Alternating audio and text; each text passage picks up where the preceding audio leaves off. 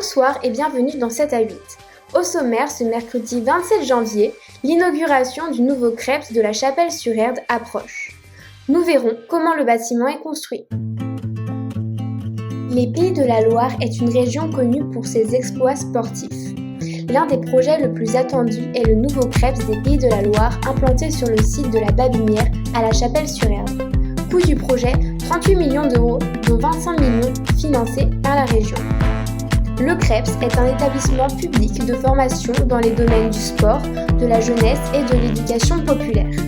Ce projet est fait pour concilier le sport amateur et professionnel de haut niveau. Le cabinet d'architectes Aura Architectes, lauréat du projet, a pensé à tout jusqu'à l'exposition des salles. En effet, les architectes ont divisé ce projet en deux entités. Un équipement sportif au nord et une zone d'hébergement, de restauration et d'administration au sud. Ce bâtiment est construit pour respecter les normes haute qualité environnementale. Nous allons nous intéresser plus particulièrement au complexe sportif. Celui-ci est divisé en 4 zones rectangulaires assemblées. La zone A accueille les parties médicales et encadrement. Les zones B et C accueillent les salles de sport collectives. La zone D est réservée au tennis de table ainsi qu'au tir à l'arc. Le complexe est réalisé en béton coulé sur place, habillé d'un bardage bois. Voyons les dispositifs bioclimatiques mis en place pour répondre aux normes HQE. Les fenêtres latérales diffusent une lumière naturelle permettant de ne pas éblouir les sportifs, tandis que les ouvertures zénithales apportent de la lumière indirecte sans apport calorique. De plus, la totalité des fenêtres sont occultables pour le confort des usagers. Des panneaux solaires sont disposés sur les ouvertures zénithales afin de mieux capter les rayons lumineux. Afin de récupérer les eaux pluviales pour la réutiliser dans les sanitaires, une pente de 3,6% est conçue. Le bâtiment est orienté nord-sud pour un meilleur contrôle thermique et solaire. Rentrons dans les détails structurels de la zone B. Tout d'abord, la façade nord de la zone B est un système par agrégation. Elle est composée d'un panneau en bois perforé fixé sur ossature avec un isolant de 60 mm, d'un doublage OSB de 30 mm sur ossature, d'un poteau en métal, d'une lisse métal permettant de reprendre le poids du complexe d'ossature bois, d'une lame d'air de 17,5 mm, d'un isolant posé sur le doublage OSB, d'une menuiserie extérieure, d'un complexe mur ossature bois, d'un pare-pluie, d'un bardage bois, puis d'une bavette en aluminium. La salle collective 1 possède une structure légère ainsi qu'une grande portée.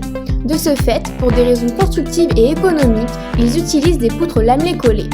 Regardons de plus près la toiture de la salle collective 1. Celle-ci n'est pas en béton, mais c'est une structure légère, c'est-à-dire une structure où il n'y a pas de charge hormis les surcharges climatiques, telles que le vent, la neige ou la pluie. La toiture est un complexe de couverture thermoacoustique constitué de plusieurs isolants, d'un bac acier perforé et d'une étanchéité. Penchons-nous dans la zone D qui abrite la salle de tennis de table et le tir à l'arc. La salle de tennis de table est construite avec des poteaux en béton coulés sur place à l'aide de banches et de coffrages en bois. Ces poteaux supportent des poutres en béton précontraintes préfabriquées. Les choix de ces poutres sont dictés par 3 attentes. La grande portée, de 21 mètres, la flexion et la protection lourde. Détaillons de plus près la protection lourde. Elle se compose d'une dalle en béton précontrainte, d'une isolation thermique, d'une étanchéité, d'une couche de désolidarisation, d'une dalle béton et d'une pelouse synthétique. Regardons de plus près la composition de la façade est.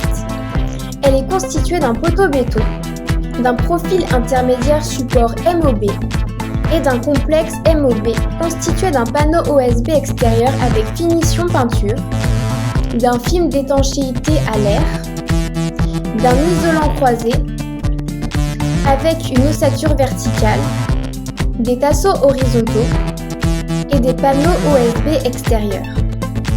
Puis, après ce complexe, se trouve un pare-pluie, une ossature de bardage, une lame d'air ventilée et un bardage en bois.